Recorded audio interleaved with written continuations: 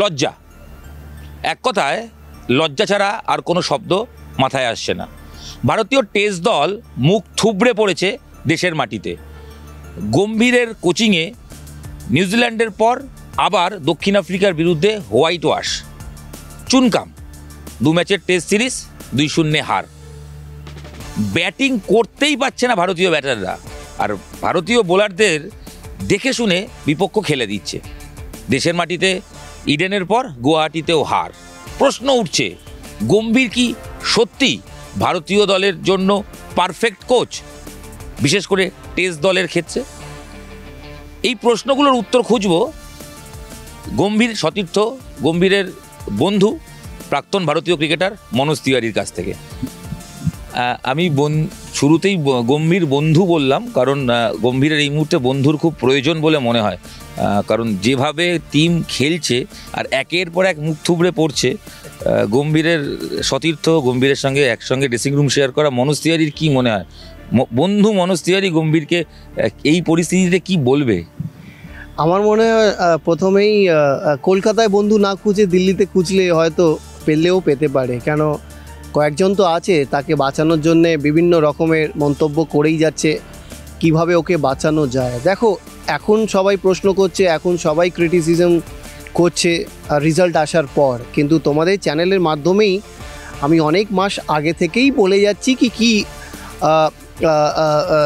ফলাফল হতে চলেছে। কেন, দেখো, আমাদের মতন খেলোয়াড়রা যারা 20-25 বছর ধরে ক্রিকেট খেলে, তাদের একটা অভিজ্ঞতা হয়। এই অভিজ্ঞতায় নিয়ার ফিউচারটা দেখা যায়। যখনই কোনো সিস্টেম ভালো করে যদি না চলে বা প্যাটার্ন যেটা ভালো না চলে, তো আমাদের চোখ থেকে ওইটা বাঁচে অনেক কম। তো আমি দেখে ফেলেছিলাম কি ও যেইভাবে টিমটাকে চালানোর প্রচেষ্টায় আছে, সেই প্রচেষ্টায় ওই টিমটা ওইভাবে সাস্টেন করতে পারবে না রেজাল্টসগুলোতে। আর তাতে সেটাই হয়েছে।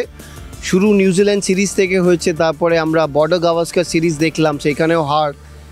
ইংল্যান্ডের ভুলের জন্যে ড্র করাতে পেরেছি। সবাই প্রশংসা করছে না টিম ইন্ডিয়া ভালো খেলেছে, না, টিম ইন্ডিয়া মোটামুটি খেলেছে। আমাদের যা খেলোয়াড়রা আছে, যা পোটেনশিয়াল আছে, সেখানে সিরিজ জেতার কথা, ড্র করার কথা নয়। যদি ভালো করে দেখা যাক, তাহলে ইংল্যান্ডের নিজের ভুলের জন্যে সিরিজটা ড্র করেছে, নাহলে সেটাও হার হতো। আর তারপরে সাউথ আফ্রিকা সিরিজ আজকে যা হার হয়েছে, এটা আমার মনে হয় না আমাদের ভারতের মাটিতে এর থেকে লজ্জাজনক একটা হার কোনোদিন টেস্ট ম্যাচে হয়েছে। তো তার পেছনের নায়কটাই হচ্ছে গৌতম। কেন, খলনায়ক? হ্যাঁ, খলনায়কই বলতে পারো। মানে নায়ক মানে হারের নায়ক, মানে হয় না একটা খলনায়ক বলো বা নায়ক বলো বা ভিলেন বলো বা যাই বলার আছে, মানে ওকে বাঁচিয়ে এই মুহূর্তে কারোর কিছু লাভ হবে না। আমরা তো স্টেক হোল্ডার ইন্ডিয়ান ক্রিকেটের। কেন, আমরা দেশের হয়ে খেলেছি, আমরাও চাই টিম ইন্ডিয়া ভালো খেলুক, কিন্তু একটা সাস্টেনেবিলিটি চাই, একটা স্টেবিলিটি চাই, একটা সিকিউরিটি চাই। সেইগুলোই প্লেয়াররা পাচ্ছে না। কিভাবে পাচ্ছে না? একটা ম্যাচে ওয়াশিংটন সুন্দরকে 3 নম্বর ব্যাটিং করতে পাঠিয়ে দিচ্ছে। সাই সুদর্শন যে স্পেশালি সারা জীবন ভালো করে ব্যাটিং করে এসে 3 নম্বরে সে চলে যাচ্ছে টিমের বাইরে, আর 8 নম্বরে ব্যাটসম্যান ও বোলিং অলরাউন্ডার সে চলে যাচ্ছে 3-এ, আবার সেকেন্ড টেস্টে চলে আসছে আবার 8-এ, আবার সাই চলে আসছে। এটা শুধু এই সাউথ আফ্রিকা সিরিজে আমরা দেখলাম না, এটা আমরা নিউজিল্যান্ড সিরিজেও দেখেছি, আমরা বর্ডার গাভাস্কারেও দেখেছি, আরও দেখব। যদি ও পারসিস্ট করে অ্যাজ আ কোচ, আমার মনে হয় এই ধরনের নেগেটিভ রেজাল্টসগুলো আমাদের পক্ষে আসতেই থাকবে। সমস্যাটা কোথায় আর দায়ী কে? টেস্ট ক্রিকেটে ভারত গম্ভীরের জমানায় খেলেছে এখন পর্যন্ত, নিউজিল্যান্ড 3-0 হেরেছে ঘরের মাঠে, তারপর দুর্বল বাংলাদেশকে হারিয়েছে, ওয়েস্ট ইন্ডিজকে হারিয়েছে, আবার সাউথ আফ্রিকা খেললো, আবার হোয়াইট ওয়াশ হয়ে গেল, দুটোতেই 2 হার। এই যে চুনকাম হয়ে যাওয়া প্রত্যেকবার, এবং পরিসংখ্যান দেখা যাচ্ছে টেস্ট ক্রিকেটে তো ত্রাহি রব, ঘরের মাঠের অবস্থা আরও খারাপ। এর জন্য দায়ী কি শুধু গম্ভীর, নাকি ক্রিকেটারদের দক্ষতাও দায়ী? না, দুজনকেই দেখতে হবে, বাট বেশি শতাংশ কোচকেই বলতে হবে। কেন, কোচই ডিসাইড করে চিফ সিলেক্টরের সাথে আলোচনা করে কি ধরনের টিমটাকে নামাতে হবে। একটু পেছনের দিকে যদি যাই তাহলে সুবিধা হবে দর্শকদের বুঝতে। বিরাট কোহলি কিন্তু খেলতে চেয়েছিল ইংল্যান্ড সিরিজ, প্রস্তুতি নিচ্ছিল। রোহিত শর্মাও কিন্তু রিটায়ারমেন্ট নেয়নি, অবসর নেয়নি, ও খেলতে চাইছিল, ওরা পরিশ্রম করছিল, প্রস্তুতি নিচ্ছিল। কিন্তু পরিস্থিতি এরকম তৈরি করে দেওয়া হলো কি তারা কি করলো, মান সম্মান, ইজ্জত, আত্মসম্মানটাকে বাঁচানোর জন্য টেস্ট ম্যাচ থেকে বিদায় নিয়ে নিয়েছে। তার পেছনে কে ছিল? Obviously one and only Gautam Gambhir ছিল। এর বাইরে তো আর কেউ হতেই পারে না। নির্বাচকদের কোনো দায় থাকে না? কার? নির্বাচকদের, অজিত আগারকার। নির্বাচকদের একটু দায় থাকে, তারা বাঁচালেও বাঁচাতে পারে, কিন্তু আমরা তো নেতৃত্ব এত বছর করেছি, কোচ আর ক্যাপ্টেন যেগুলো মানে প্রথমে কোচ চায় তাদেরকেই সেই দলটা দেওয়া হয়। এবার যখন চিফ সিলেক্টরও ভুল করেছে তখনই আমি তোমার চ্যানেলে এসে বলেছি কি ওর এইখানে বোঝা উচিত ছিল কি দুটো তারকা খেলোয়াড় রোহিত শর্মা, বিরাট কোহলি এত বড় খেলোয়াড় যে ইন্ডিয়ান ক্রিকেটকে যত দিয়েছে সেটা বাকি প্লেয়ারদের সাথে তুলনা কম মানে করা যায় না মডার্ন ডে ক্রিকেটে। তো ওকে নিয়েই টিমটাকে চালানো উচিত ছিল। কেন এক্সপিরিয়েন্সের অভাব তো আমরা দেখতে পেরেছি অবশ্যই। আর বিরাট কোহলির জন্যে টেস্ট ক্রিকেটটা আজকের দিনে বেঁচে আছে এই T20 যুগে, সেটা কিন্তু আমাদের মানতেই হবে। সে যদি কেউ ডিনাই করে সেটা দুর্ভাগ্য হবে, বাট ও বলল না, test cricket is the ultimate format যেখানে একটা খেলোয়াড়ের টেস্ট স্কিলস ক্রাফটগুলো টেস্টিং হয়, যার কারণে টেস্ট ক্রিকেটগুলো সেই লাইমলাইটটা হারায়নি। তো এদের যখন খেলার ইচ্ছা ছিল, টিম ইন্ডিয়াকে জেতানোর প্রচেষ্টাটা মাথায় সবসময় চিন্তাভাবনা ছিল, তাকেই বাদ দিয়ে একটা নতুন টিম নিজের দল তৈরি করার মতন একটা ব্যাপার করে নিয়েছিল, সেইখানে কোনো দিন এটা পারেনি। আর এই ফলাফল হতোই। কেন যেই খেলোয়াড়দেরকে নিয়েছে তাদেরও ভুল আছে, তাদের বেশি ভুল বলবো না, তারা টেস্ট স্পেশালিস্টই নয়। যারা টেস্ট ক্রিকেট খেলতে পারে না, যারা ডোমেস্টিক ক্রিকেট 60 ম্যাচের তলায় খেলেনি, মিনিমাম সবার যদি টেস্ট ফার্স্ট ক্লাস ক্রিকেট দেখো 30 থেকে 35 হবে, তাও নেই। তাদেরকে টেস্ট ক্রিকেট খেলাচ্ছ, ইন্ডিয়া ক্যাপ এত সহজ করে দিয়েছো প্লেয়ারদের জন্যে, শুধুমাত্র নিজের একটা দল করে যেভাবে তুমি চালাতে চাইছো সেইভাবে সেই প্লেয়ারদেরকে নিয়ে টিমটাকে বানাচ্ছ। সেই লবি আমি স্পেসিফিক জিজ্ঞেস করি। অবশ্যই মানে ও কোনোদিন চাইতো না। কেন ওর টেম্পারামেন্ট, ওর পার্সোনালিটি আমরা সকলেই জানি। ও যেখানে যাবে সেখানে ওর শেষ কথা হয়ে থাকা উচিত। ওই বস হিসাবে নিজেকে প্রমাণ করতে চায়। ওইভাবে হয় না, কোচিংটা ওইভাবে হয় না। কোচিংটা তোমার কাজ হচ্ছে, the main objective of coach is to get the best out of individual. যারা প্লেয়ার আছে তোমার কাছে, যারা লেজেন্ডস আছে অফ দ্য গেম, তাদের ভালোটা বার করে তুমি কাজে লাগাও। সেটা তুমি শুরুর দিকে করলে, কেন শুরুর দিকে তুমি এলে, তুমি মাঝখানে বসলে, রোহিতের পাশে বসলে, বিরাটের পাশে বসলে, হাসাহাসি করলে, তাদেরকে বুঝতেও দাওনি তুমি কি আর পেছন থেকে ছুরি মেরে তাদেরকে বার করে দেবে, তারা পায়নি। কেন তোমার শুরুর দিকে এই দুজনের সাপোর্টটা দরকার ছিল টিমে স্টেবল করার জন্যে।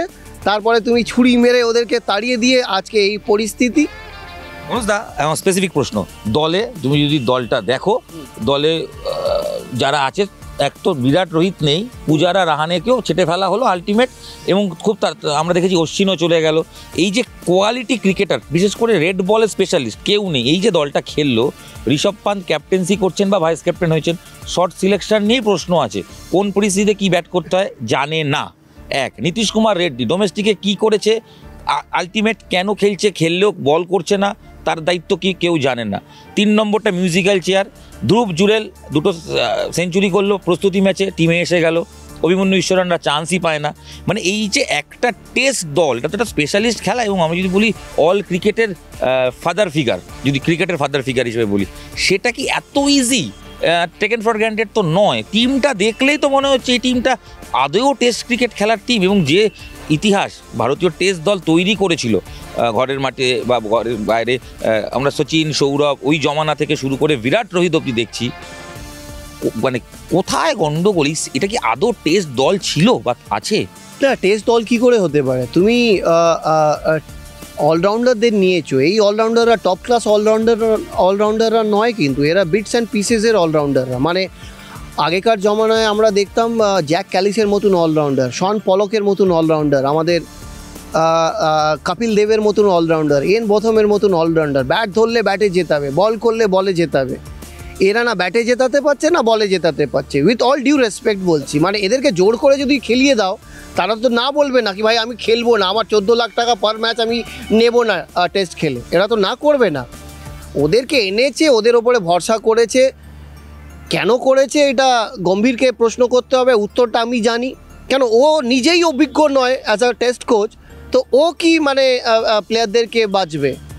ও কিন্তু চিফ সিলেক্টরের ঘাড়ে কাঁধে গুলি রেখে চালাচ্ছে সব কিছু, বন্দুক রেখে। আর চিফ সিলেক্টরের যা পার্সোনালিটি আছে, ও বুঝতে পারছে না কীভাবে রাজনীতির খেলাটা ওর মাধ্যমে হয়ে যাচ্ছে, ওই জন্যে ওকে কেউ ধরছে না, চিফ সিলেক্টর এইখানে ভিলেন হয়ে উঠে আসছে। কিন্তু এর মূল কারণগুলো বুঝতে হবে, ইতিহাসে একটু যেতে হবে, কার সাথে কার সম্বন্ধ খারাপ ছিল প্রথম থেকে, সেইগুলো এত সহজে ভুলে যাবে? সেইখানে তো সাফল্য হয়ে গেল দুজনকে বার করে, কিন্তু ও বুঝতে পারছে না অ্যাজ আ কোচ, ও বড় কোচ হয়ে উঠে আসতে পারতো যদি এই দুজনকে নিয়ে, 3-4 জনকে নিয়ে যারা সিনিয়র আছে তাদেরকে নিয়ে যদি এগোতো, তাহলে নিজে পজিটিভ রেজাল্টসগুলো আসতো। তো অনেক কিছু আছে, আর এটাও সত্যি যদি সহজ করে দাও আমাদের ইন্ডিয়ার টেস্ট ক্যাপ, তাহলে ফলাফল এইটাই হবে। আবার প্রশ্ন তোমার মাধ্যম থেকে ওনাকে করবে, যখনই দেখা হবে চিফ সিলেক্টরকেও করবে, কোচকেও করবে, সরফরাজ খান কোথায়? তোমার সরফরাজ খান কোথায়? চটেশ্বর পূজারারা কোথায়? আজিঙ্ক্য রাহানেরা কোথায়? যারা এই কন্ডিশনে খেলে খেলে এত রান করে। করুণ নায়ার কোথায়? অভিমন্যু ঈশ্বরন কোথায়? যারা সুইপ খেলতে পারে, যারা স্পিন খেলতে পারে, যারা ইনসাইড আউট মারতে পারে, রিভার্স সুইপ মারতে পারে, পেসারকে লেট খেলতে পারে, যারা গাদা গাদা রান করেছে, একজন 65-র অ্যাভারেজে, একজন প্রায় 100-র ওপরে লাস্ট 2 সিজনে রান করছে, তাদেরকে জোর করে তুমি বাইরে দিয়ে করে দিচ্ছ। তার প্রশ্নগুলো কেন লোকেরা করছে না আমি বুঝতে পারছি না। শুধু সোশ্যাল মিডিয়াতে প্রশ্ন চলছে, সোশ্যাল মিডিয়াতে প্রশ্ন হবে কেন? কেন ভারতে এই প্রশ্ন করছে না? বিসিসিআই প্রশ্ন করছে না কেন? তাকে কটঘড়ায় দাঁড় করাচ্ছে না কেন? আমার মনে হয় সময় এসে গেছে কটঘড়ায় বিসিসিআইকে ধরে গম্ভীরকে দাঁড় করাতে হবে, উত্তর চাইতে হবে। উত্তর তো পাবে না, কিন্তু উত্তর চাইতে হবে। ও তো ফেল হয়ে গেছে, ওকে ইমিডিয়েটলি রিজাইন করিয়ে দেওয়া উচিত, রিজাইন বা ওকে সরিয়ে দেওয়া উচিত ফর দ্য বেটারমেন্ট অফ ভারতীয় ক্রিকেট।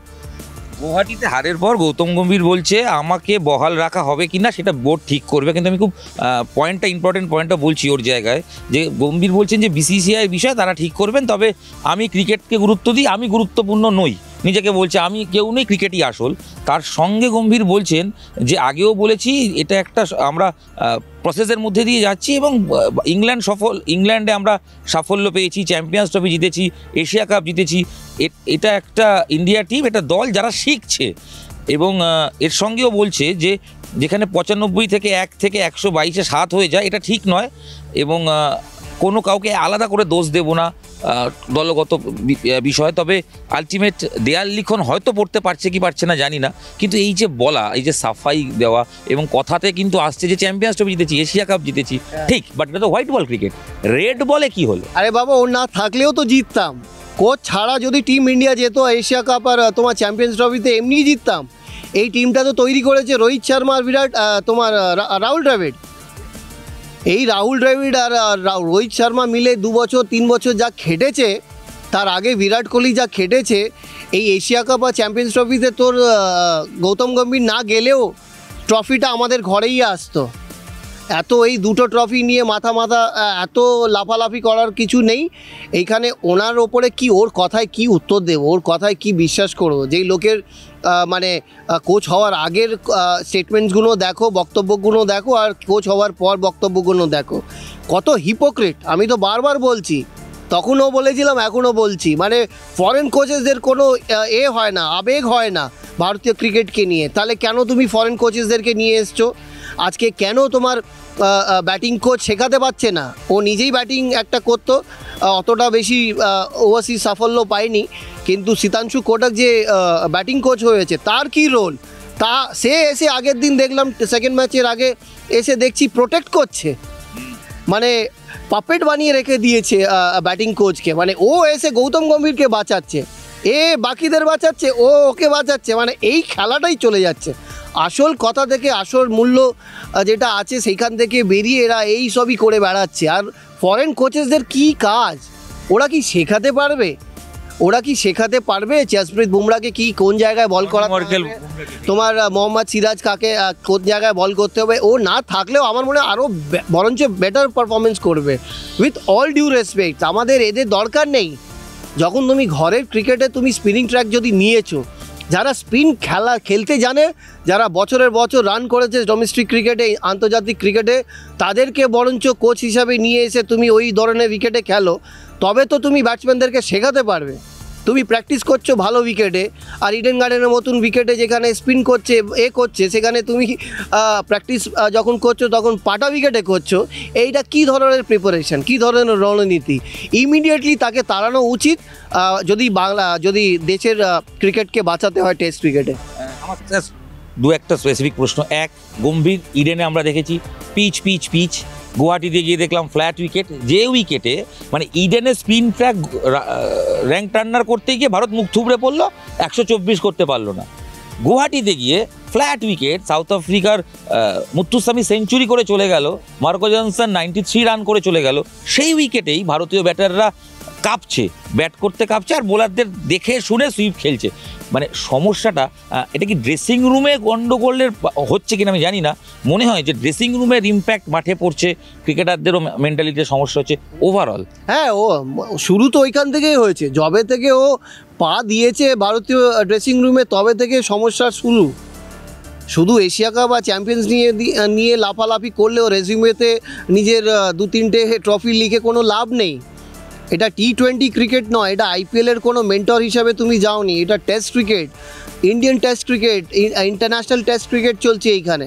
তুমি ইনসিকিউরিটির একটা জায়গায় তৈরি করে দিয়েছো প্রথম থেকেই। যদি দেখো আশ্বিনের ভেতরে তুমি ইনসিকিউরিটি তৈরি করে দিয়েছিলে, যার কারণে বাধ্য হয়ে অস্ট্রেলিয়াতে ওকে বিদায় নিতে হলো ওয়াশিংটন সুন্দরকে এনে। তারপরে তুমি বিরাট, রোহিত, সরফরাজ খান, একটা ছেলে মানে কোনো সাংবাদিকের সাথে কথা বলেছে, সে সাংবাদিক যদি মানে ওর কথা জানি না কি কথা হয়েছিল, সে যদি লিখে ফেলে, তার মধ্যে সরফরাজ খানের কি দোষ আছে?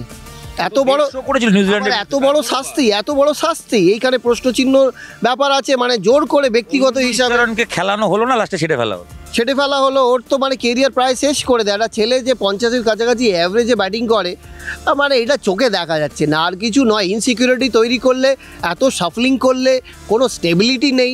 বুমরাকে টেস্ট ম্যাচ ক্রিকেট খেলাচ্ছে, কিন্তু বিশ্বকাপ একটা বছরের মধ্যে নেক্সট 3-4 মাসে আমাদের T20 বিশ্বকাপ আছে। তুমি বলছো ওয়ার্কলোড ম্যানেজমেন্টের জন্য বিশ্রাম দিতে হবে মেন বোলারদেরকে, কিন্তু এই টেস্ট ম্যাচগুলো খেলাচ্ছ, সেখানে এক্সস্ট হয়ে যাচ্ছে, বল পৌঁছচ্ছে না বুমরার বল পৌঁছতে 4th ওভার লেগে যাচ্ছে, বা 3rd ওভারে গিয়ে বলটা 140-এর টিক তখন হচ্ছে, প্রথম থেকে হচ্ছে না। বুঝতে পারছো না, এক্সস্ট করে দিচ্ছ জেতার জন্যে। এটা ঠিক প্রিপারেশন হচ্ছে না ভাই। আমি তো বলছি, আমি তো দেখেছি, আমি ওয়ানডে ক্রিকেট T20 জিতিয়েছি, আমি রঞ্জি ট্রফি বছরের পর বছর খেলে অনেক জায়গায় নিয়ে গেছি। আমি সব কিছু বুঝতে পারছি, লোকেরাও বুঝতে পারছে, কিন্তু BCCI-কে হার্ড কল নিতেই হবে। সেক্ষেত্রে গম্ভীরকে যখন কোচ করা হলো মনোজদা, যেই সময় গম্ভীর কোচ হলেন, তার তো টেস্ট খেলার মানে অ্যাজ এ কোচ কোনো রঞ্জি ট্রফিতেও কোচিং করানো না। তার মানে কি সিলেকশনটা গোড়ায় গন্ডগোল? এটা মানে যদি প্রবাদ আছে যে গোড়ায় গন্ডগোল, এ তো শুরুতেই ভুল। তাহলে শুরুতেই ভুল। ওর কোনো ডিগ্রি আছে? আমার মনে হয় ওর কোনো ডিগ্রি নেই, কোচিংয়ের ডিগ্রি। লেভেল 2 করেনি, হয়তো লেভেল 3ও করেনি, লেভেল 1ও হয়তো করেনি। শুধুমাত্র দেশের হয়ে খেলে দিয়েছে, বা দেশের একটা লেজেন্ড হিসাবে কিছু লোকেরা বলে তোমাকে সরাসরি তুমি ওভারল্যাপ করে তুমি কোচ হয়ে যাবে। এই প্রথাটা, এই প্রসিডিওরটাকে বন্ধ করতে হবে। যারা শিক্ষিত, যারা লেভেল 1, লেভেল 2 করে, যারা লেভেল 3 করে বসে আছে NCA-তে, দিনের পর দিন খেটে যাচ্ছে ইন্ডিয়া A টিমের সাথে, আন্ডার-19 ইন্ডিয়ার সাথে, উমেন্স ক্রিকেটারদের সাথে, যারা সাফল্য এনে দিচ্ছে, তাদেরকে প্রায়োরিটি দিতে হবে। এখন আমার মনে হয় BCCI-কে ওকে সরিয়ে বলা উচিত, গিয়ে ডোমেস্টিক কোনো একটা দলের তুমি কোচ হয়ে তুমি নিজে প্রমাণ করো, রঞ্জি ট্রফি জেতাও, তারপরে আমরা আবার বিবেচনা করে আবার তোমার যদি সুযোগ হয় তাহলে তোমাকে সুযোগ করে দেব। তার সাথে সাথে লেভেল 2 বা লেভেল 3 তোমার ডিগ্রিটা যেন লোকেদের সামনে থাকে, আমাদের টেবলে থাকে, তবেই কিন্তু কন্টিনিউ করা উচিত, ইমিডিয়েট অ্যাকশন হওয়া উচিত। ভারতীয় টেস্ট ক্রিকেট বাঁচাতে গেলে, আমি বাঁচানো শব্দটা ইউজ করছি, কী করতে হবে এই মুহূর্তে? মানে গম্ভীরকে অন্তত টেস্ট দায়িত্ব থেকে সরানোর দাবি মনোজ তিওয়ারি রাখছে? অবশ্যই রাখছি। গম্ভীর থাকলে এই যে ফলাফলটা দেখেছি, যেটা ভারতীয় মাটিতে এত বছর হয়নি, সেটা প্রথমবার হয়ে গেছে ওনার টেনিয়রে। এর থেকেও খারাপ হতে চলেছে যদি ও কন্টিনিউ করতে থাকে। আমার মনে হয় শুধু প্লেয়াররা বাদ যাবে কেন, যদি খারাপ খেলে? কেন না কোচিং স্টাফরা যাবে? কি রোল আছে এই কোচিং স্টাফদের? আমার মনে হয় গৌতম গম্ভীরের সাথে পুরো কোচিং প্যানেলটা বাদ দেওয়া উচিত। একটা ফ্রেশ প্যানেলকে আনা উচিত, যেই প্যানেলগুলো যোগ্যতার রাখে, যে রেজাল্ট প্রডিউস করতে পারবে, তাদেরকে টিম হাতে দিয়ে দেওয়া উচিত। টিম ইন্ডিয়াতে তোমার ম্যানেজমেন্ট লাগবে বেশি করে, আর অবশ্যই শেখানোর যে টেকনিকটা, যেটা লেভেল 2 লেভেল 3 করে যারা উঠে আসে, তাদেরকে ওইখানে রাখা উচিত। তারা তো শেখাবে, যখন একটা প্লেয়ার ডিফেন্স করতে পারছে না স্পিনিং ট্র্যাকে, সে কীভাবে ডিফেন্স করবে, কীভাবে ব্যাটটাকে ভেতরে নিয়ে গিয়ে ভেতরে টানবে, বলটা স্পিন করে বাইরে চলে যাবে, সেটা শেখাবে কে? সেটা এই কোটাক শেখাবে? কোটাকের কি আছে বলো তো স্ট্যাটিস্টিক জীবনে? উইথ অল ডিউ রেসপেক্ট, পুরো সম্মান দিয়ে বলছি, আন্তর্জাতিক ক্রিকেট খেলেনি, এত সহজ করে দিচ্ছ তোমরা কোচিং প্যানেলটা শুধুমাত্র ওদের অ্যাসোসিয়েশনে বড় বড় লোক আছে বলে? কেউ বলে না এই কথাগুলো, শুধু বলি আমি এই জন্যে, তাহলে মানুষদেরকে জাগতে হবে। ক্রিকেটটাকে বাঁচানোর জন্যে, আমাদের ভারতীয় ক্রিকেটকে বাঁচানোর জন্যে যত অডিয়েন্স আছে, খেলাপ্রেমীরা আছে, তাদেরকে জেগে এখন ডিমান্ড করতে হবে, নালে এই পরিস্থিতি থাকবে। অনেকেই হয়তো বলবে মনোজের কথা শুনে, না মনোজের ব্যক্তিগত রাগ আছে। আমার ব্যক্তিগত রাগ কি? আমি যা চোখের সামনে দেখি সেইগুলো আপনাদের মাঝখানে রাখি। আমার সাথে যা হয়েছে সেটা এই এখন টিম ইন্ডিয়াতে বিরাট কোহলি আর রোহিত শর্মার সাথে হচ্ছে, অশ্বিনের সাথে হচ্ছে, সরফরাজ খানের সাথে হচ্ছে। অভিমন্যুকে বললো তোমার সময় তো আসবে, তোমার সময় আসবে, কিন্তু যখনই আসবে এই লম্বা একটা দেবো, সিরিজগুলো দেবো। এত লম্বা বাদ দিয়ে দিয়েছে কি আর ঢোকার কোনো জায়গা দেখতে পাচ্ছি না। টিমে কোনো স্টেবিলিটি নেই।